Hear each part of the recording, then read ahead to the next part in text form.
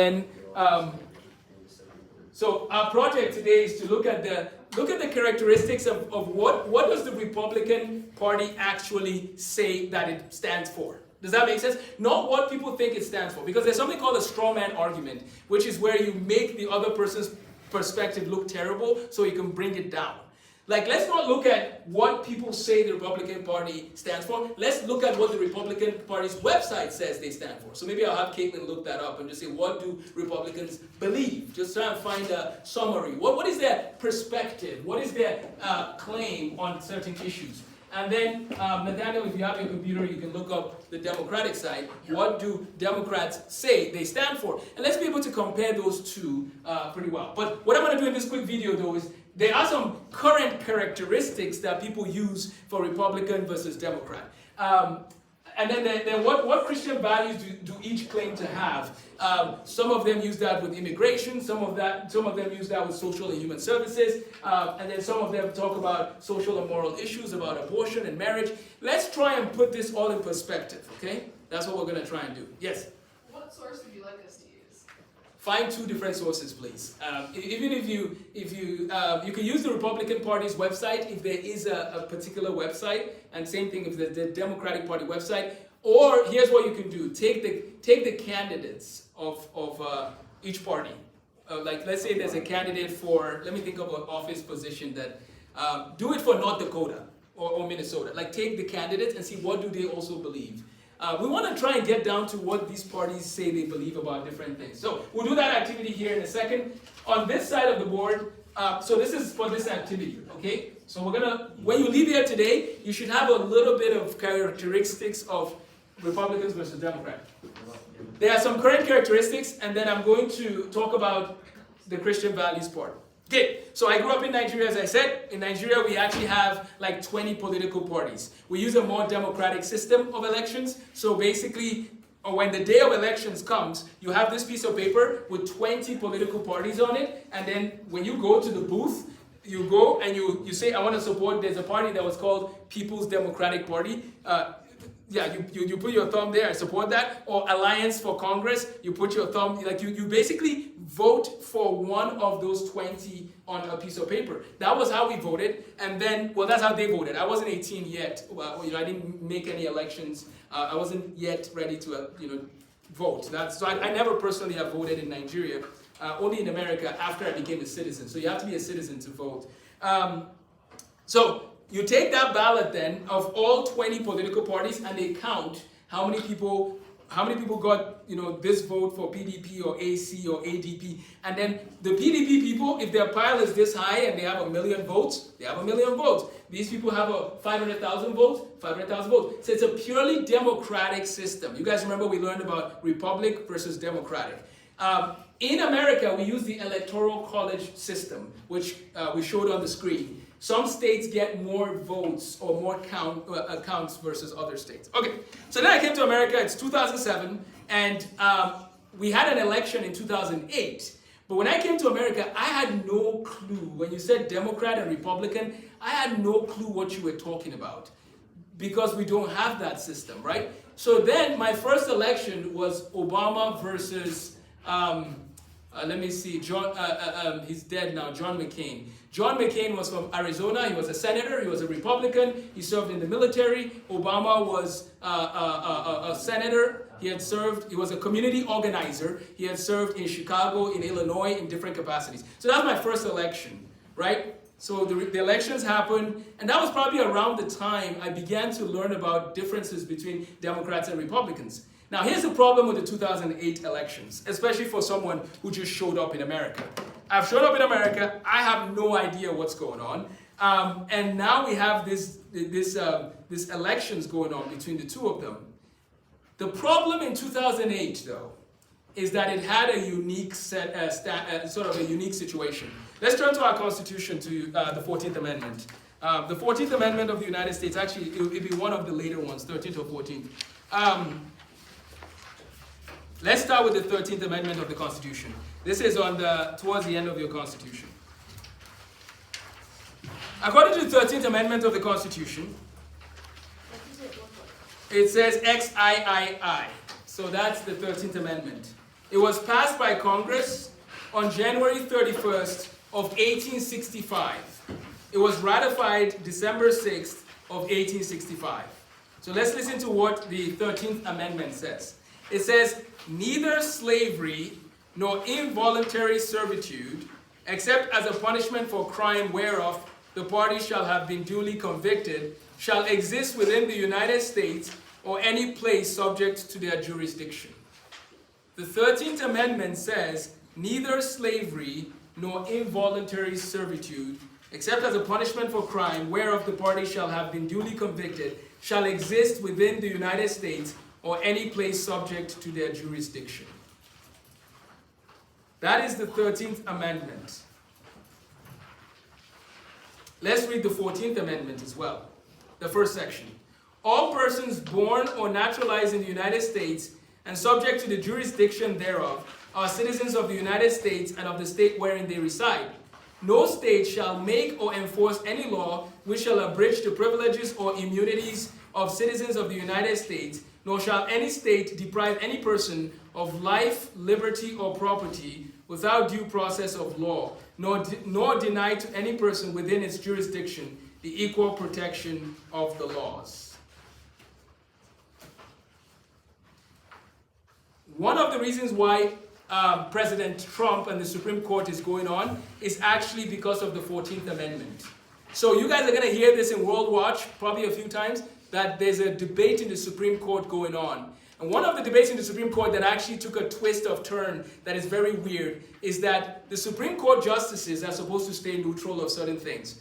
But the wife of one of the Supreme Court justices is very vocal about her support about President Trump. So now there's actually a debate literally going on whether that Supreme Court justice can sit on this case because his wife supports Trump.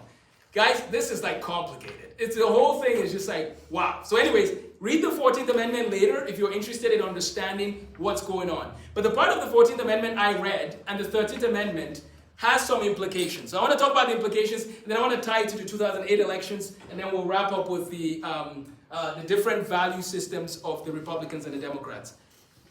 The 2008 elections had the first African-American person going against John McCain at the highest stage that it had ever seen. Why is that interesting? Because just as back to 1860, if you were black in the South, you were most likely going to be a slave.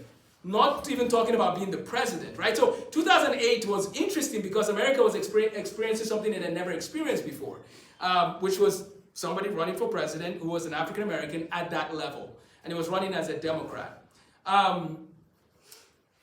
So the 14th Amendment and the 13th Amendment, though, if you read those and you try to dissect the implications, you couldn't vote if you were African American. You didn't have the privilege. Like, I wasn't born in America, and that's why I couldn't vote until 2018. Like, I couldn't vote even though I'd lived in America for 11 years. But when I became a citizen, that changed, and I could vote. So many of you here, probably it's like voting, oh, yeah, we vote, that's all easy. But it's not always been that way for everybody. So then 2008 came, which was not only that you could vote as an African American, which has happened for years. African Americans could vote for a long time. But now an African American can actually run for president. Here's why that's very tricky. Because people will not necessarily look at your policies, they would look at the question of history being made. Okay? People would not necessarily look at your policies, they would look at the fact that this is, first African American. So in some ways, Obama there was sort of an advantage, so to speak. And I know some people would disagree with that, but it did have some advantages. And I know that for a fact, because there are some people who are like, who are you voting for? Of course I'm voting for him. I mean, history is being made, right? That's what people would say, okay? I couldn't vote, and I didn't vote in 2008. But I just give you that backdrop because a lot has happened since 2008 to now. I personally do not support Obama or his policies. I don't. There's reasons for that, and I can give you my explanations later. But throughout his presidency, he had 2 terms. A lot changed, I would say, in the political landscape.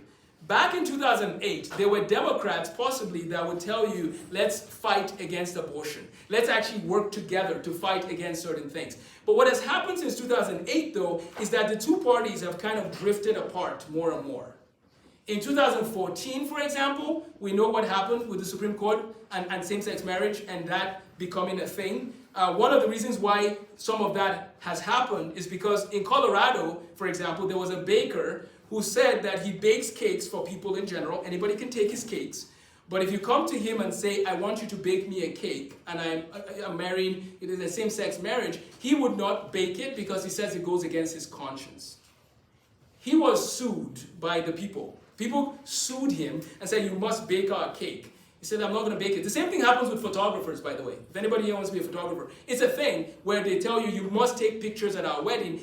Well, some people, not all, okay? I'm not saying everyone who stands for same-sex marriage will say this, okay? But I'm just saying some people might come and say, I want you to take a picture, and you could say, I don't want to take a picture. And according to the First Amendment of the Constitution, right, if we go to the amendment, there's certain things that say that Congress shall make no law respecting an establishment of religion or prohibiting the free exercise thereof or abridging the freedom of speech or of the press or the right of the people peaceably to assemble and to petition the government for a redress of grievances. You should be able to say, I don't want to do that. It goes against my views. But this guy, Jack, I believe was his name, Mr. Jack was sued. The Supreme Court of the United States of America is busy. Like, they have things scheduled for months. This case made it to the Supreme Court. Are you guys following? Like, this is serious. He said, I'm not going to bake the cake for them. They made his life hard. Good news, at the end of the day, he was found to be innocent, and he didn't have to bake the cake. He was able to move on. But think about the fact that now this had to go all the way to the Supreme Court. So then in 2014, a decision was made where same-sex marriage became a thing, right? Based on the United States Supreme Court's decision. Now, just because it's a thing according to the Supreme Court decision doesn't make it right, because marriage by definition is between a man and a woman, established by the Bible. If you remove that, or if we look at the Bible as our lens, if you remove the Bible as the foundation for marriage, then what is marriage, right? Okay, so let's now go, I'm speaking from a Christian worldview, and now let's talk about what are the values that each of them talk about as far as Republicans and Democrats. What I'm going to tell you now is not some conspiracy theory. It's just a fact. But I'm also going to give you a life lesson, and then we'll land. When it comes to the question of immigration, the Republicans and Democrats have very big differences in how they approach it. I'll give you how it's pursued, and then we'll go from there. So I found the Democratic website is democrats.org. Thank you. They have like a whole list of... Can you have that handy when we come back? I was just wondering, what viewpoints do you want me to like read about? Because they have one, I chose one, like the Healing the Soul of America. They do have one on like immigration. Yeah, why don't you hold that one handy for me? Let me just land and then we'll go from there. So immigration. So let me try to explain this to you as an immigrant. Okay. When I wanted to come to America, I had to apply to the US Embassy. Now, my coming to America was easier than many people's, and there's a reason for that. When I graduated high school, I never thought I would come to America. If you ask me where America was, I mean, we knew about America. We knew about it partly because we had played video games as kids, and America was one of the flags. That's about it, right? But like we play soccer, and you could play US versus England or Nigeria versus America, whatever. So America wasn't in my mind because it was too expensive to come to America. But in 2006, so I graduated high school in 2005, I wrote a book in 2006, and I started speaking at different high schools, and it was during that time that a man called me, Dr. Obaka, and said, would you like to go to school in America? I've heard you doing these things, and Nigerian university system is just a sad story. Ask me about that another day. You can be at home for 3 years before your university calls you. 3 years, literally doing nothing. There's no jobs. People that have jobs in McDonald's in Nigeria have college degrees. Like, that's how bad it is, okay? So I was just sitting at home in 2006 in January, was very involved with my church, and then I decided, why don't I start talking to high school kids about the lessons I wrote in my book, which I started writing in 2005. When I was student body president, I was writing notes, and some of that was what became a book in 2006. So I told the guy, yeah, my parents would get involved. Anyways, the rest is history. But because the US Embassy approached me, I was able to do some education training, and then I came to America on that platform. But here's the catch. When I got admissions to universities in America, the next step was I had to go to the US consul, to the embassy. When you go to the embassy, I went to that embassy that early morning, you present them with your papers. The man or woman behind that booth, for any reason in the world, can deny you coming to America and close, like, done.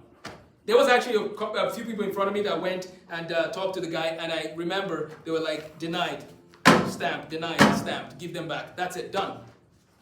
Go figure out your life. I have friends that never came. They also wanted to come. And I remember that morning, I went. You pray a lot when you're going to those interviews. Because if that person is having a bad day, like, there are people that they warn you about. But you can't always go to the window that they've warned you about. You just go to whoever says next. So I went up to the guy, and I want to go to America to study. Why? Oh, I want to study, this.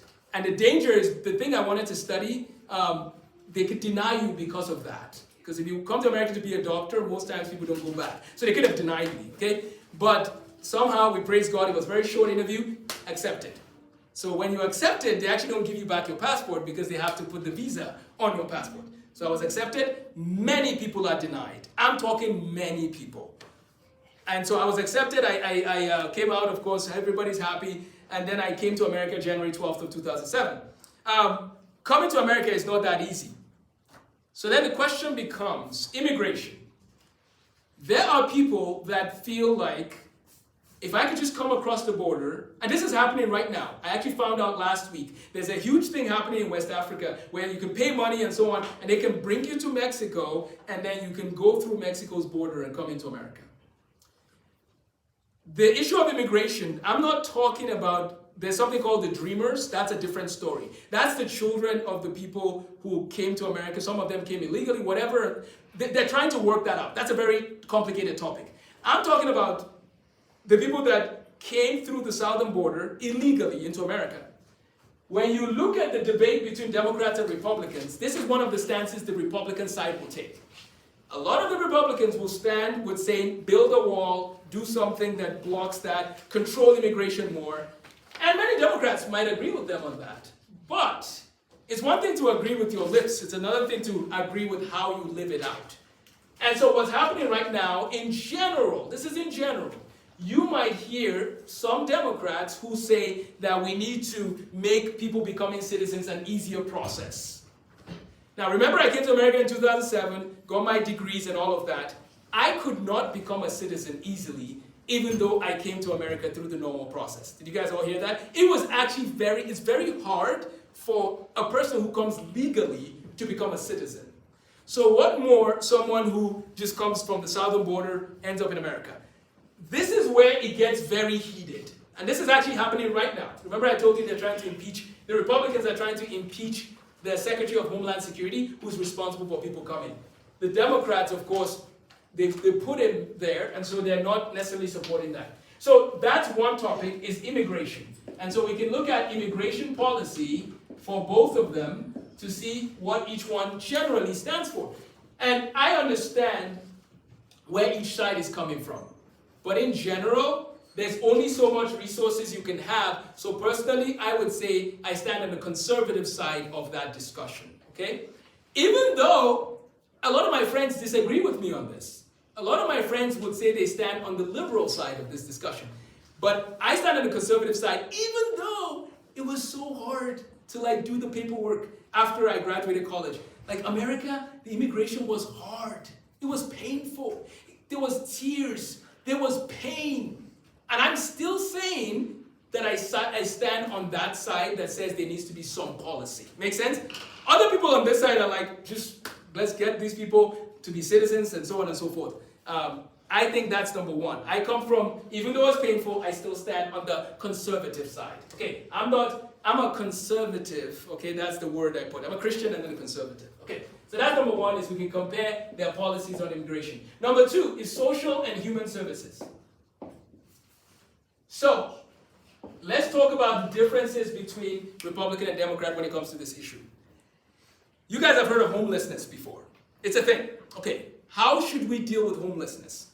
Well, there are people who would say we need to have more welfare programs and put more money into welfare while other people will say, go get a job and work. Okay, this is where it gets a little interesting. Because when Ben Carson became the Secretary of Health and for Housing and Urban Development, HUD. So when Ben Carson became Dr. Ben Carson, so when he became the head of HUD, he had a certain view that became controversial. And here's part of the view. I'll share with you guys, and then we'll wrap up with the social and moral issues. His view is that if you can work a job, we shouldn't give you free services. Like, we shouldn't give you free housing. We shouldn't give you certain welfare things when you can work a job. And you will notice that there's two attitudes to this in the political world. Listen to the two sides. The one side says, have mercy. Johnny doesn't have a job and he needs a house. Let's give him a house. Whenever he finds a job, he finds a job. But just give him a house, take care of Johnny. The other side says, Johnny needs to go get a job. And needs to go do whatever he needs to do and pull up his, like they call it, pull yourself up by your bootstraps. Like put up, go to work. So that's kind of the attitude you might hear in discussions. Again, these are very general discussions, but I'm just trying to get you thinking, okay? I can't answer every question. So if anybody's watching and say, well, did he answer that problem? I can't answer every question, but at least I can lay the groundwork.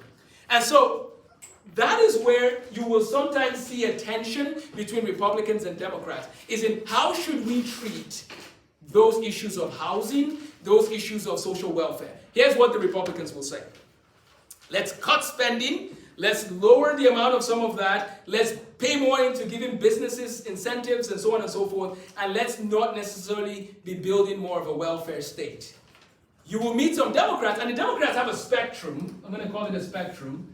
The spectrum has, you guys might not know who these people are, but I'm just going to tell you. It has people like Joe Manchin of West Virginia, who's technically a Democrat. He's on one side of the spectrum. Actually, let's put him over here. He's on one side of the spectrum. And you have people like Ilhan Omar, Alexandria Ocasio-Cortez, Cory Bush from Missouri. These people I just told you, some of them are on the left side of the spectrum. So on the Democratic Party side, some of them are literally like okay with socialism. Some of them are way out there. And on the Democratic side, you have people that actually disagree with the president on issues. Just because someone is a Democrat doesn't mean like you can write a full story about them. That's my point. Does that make sense? The same thing goes for Republicans. There are Republicans who are on one side and Republicans on the other side. So whenever anyone tells you their party, or if they choose to tell you, you might want to ask them, so what do you believe about this? As an individual, they should tell you. I'm telling you this now because I literally have people I've met. Once they hear, oh yeah, your uncle's a Democrat, yeah, he's, and then they say he's of the devil, or he's this and that and the other. And I see why they say that. It'll come up when we talk to the third category. But we can't always do that. You might meet a Democrat that agrees with you on certain things. You might meet a Republican that disagrees with you on certain things, even if you are conservative. Okay, so Ben Carson's view, which is that people should work in order to have these benefits, right? It's kind of like if you don't work, you shouldn't eat. The Democratic view might be more like, oh, just have sympathy. Just let them have a house. Okay, this issue causes problems when it comes to the budget. High school students, if you look in your textbook, it says Article 1 for Unit 4, Congress, and Article 1, Congress Part 2. It talks about how a bill becomes law and so on and so forth. How many of you remember stimulus checks? Does that ring a bell? There was something called stimulus checks that happened in 2020, 2021 when COVID happened.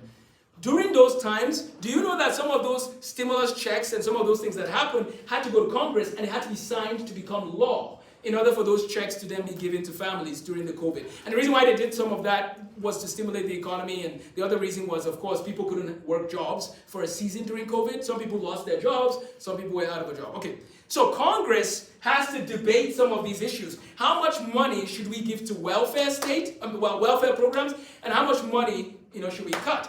Do you see how America gets into tensions? That's one topic, okay? When it comes to social and human services, Christians can have different views on that. That's just part of it, right? Especially, let's say you grew up in poverty, for example, and you needed help with groceries. There's programs to help you with groceries. You might be more sympathetic to people who are very poor. But if you grow up